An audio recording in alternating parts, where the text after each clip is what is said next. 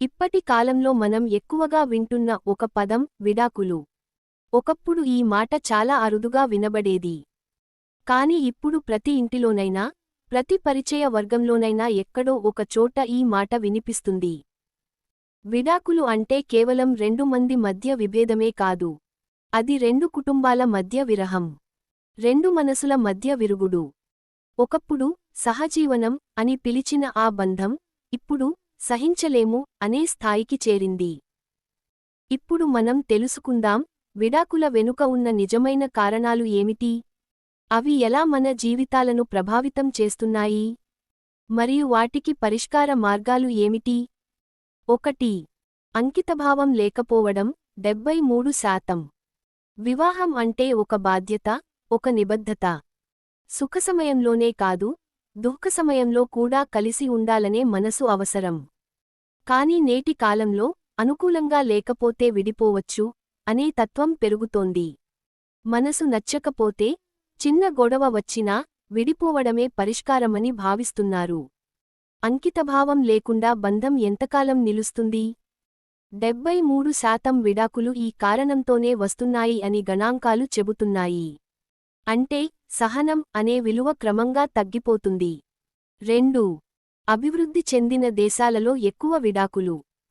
పెద్దగా చదివినవారు, సంపాదన ఉన్నవారు, స్వతంత్రంగా ఉండగలిగినవారు వారిలో విడాకుల శాతం ఎక్కువగా ఉంది. ఎందుకంటే అక్కడ నేను అనే భావం పెరిగిపోతుంది. మనం అనే బంధం కంటే నేను సంతోషంగా ఉండాలి అనే దృక్కోణం బలపడుతోంది. కాని అభివృద్ధి అంటే బంధాలను విడిచిపెట్టడం కాదు. అది పరస్పర గౌరవంతో జీవించడం నేర్చుకోవడం కావాలి. 3. వయస్సు పరంగా 25 నుంచి 39 మధ్య ఎక్కువ. ఈ వయస్సులో మనిషి ఉద్యోగం, కుటుంబం, పిల్లలు, ఒత్తిడులు అన్నీ కలసి వస్తాయి. సమయాభావం, అర్థం చేసుకోలేకపోవడం, పరస్పర గౌరవం లేకపోవడం వల్ల చాలామంది విడిపోతున్నారు. ఈ వయస్సులో స్నేహం కంటే పోటీ ఎక్కువగా ఉంటుంది. ఒకరి ఎదుగుదల మరొకరికి అసూయ కలిగిస్తే ఆ బంధం నిలవడం కష్టమే. 4. వృత్తి ప్రభావం. ఒక ఆసక్తికరమైన గణాంకం వ్యవసాయం చేసే వారు కేవలం 7% మాత్రమే విడాకులు తీసుకుంటున్నారు. ఎందుకంటే వారి జీవితం ప్రకృతికి దగ్గరగా ఉంటుంది, సహనం ఎక్కువగా ఉంటుంది. కానీ కళా రంగంలో ఉన్నవారు, ముఖ్యంగా డాన్సర్లు, 43% వరకు విడాకులు తీసుకుంటున్నారు. ఎందుకంటే ఆ వాతావరణం సాంకేతికంగా, సామాజికంగా విభిన్నంగా ఉంటుంది. 5. గొడవలు, నమ్మకద్రోహం. ఒక ఇంట్లో ప్రశాంతత లేకపోతే ప్రేమ నశిస్తుంది. 56% విడాకులు గొడవల వలన, 55% నమ్మకద్రోహం, అక్రమ సంబంధం వలన జరుగుతున్నాయి. నమ్మకం ఒకసారి విరిగితే అది మళ్లీ మునుపటిలా మారదు. అందుకే ప్రతి దంపతులు గొడవల కన్నా మాట్లాడుకోవడం నేర్చుకోవాలి. 6. తక్కువ వయస్సులో వివాహం 46%. తక్కువ వయస్సులో వివాహం అంటే బాధ్యత అర్థం కాని వయస్సు. ఆ వయస్సులో మనసు మార్పులకు లోనవుతుంది. తప్పు అంచనాలు, ఆవేశ నిర్ణయాలు చివరికి విడాకులకు దారితీస్తాయి. 7. సాధ్యం కానివి ఆశించడం 45%. మన ఊహల్లో ఉన్న ఆదర్శ భార్య, ఆదర్శ భర్త జీవితంలో రావు. ప్రతి ఒక్కరికీ మంచి లక్షణాలు, లోపాలు రెండూ ఉంటాయి.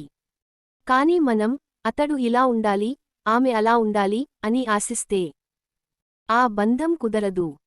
ప్రేమ అనేది పరిపూర్ణతలో కాదు, పరస్పర అంగీకారంలో ఉంటుంది. 8. అసమానత్వం 44%. ఆడ, మగ మధ్య సమానత లేని ఇంట్లో సంతోషం ఉండదు. ఒకరు ఆధిపత్యం చూపితే, మరొకరు అణగిపోతే విడాకుల దారి సులభమవుతుంది.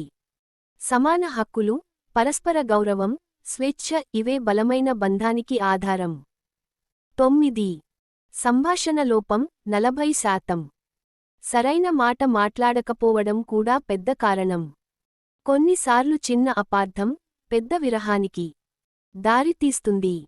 మాట్లాడే నైపుణ్యం ప్రేమలో కూడా అవసరమే. కోపం వచ్చినప్పుడు మౌనం కాకుండా మృదువుగా మాట్లాడితే చాలా సమస్యలు తగ్గిపోతాయి. 10. పెళ్లికి సిద్ధం కాకుండా చేయడం 41%. సమాజ ఒత్తిడి, కుటుంబ ఒత్తిడి వల్ల చాలామంది పెళ్లి చేసుకుంటారు.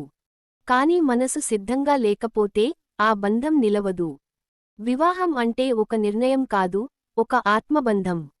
అది స్వయంగా తీసుకున్నప్పుడు మాత్రమే నిలుస్తుంది. 11. ఆర్థిక సమస్యలు 36%.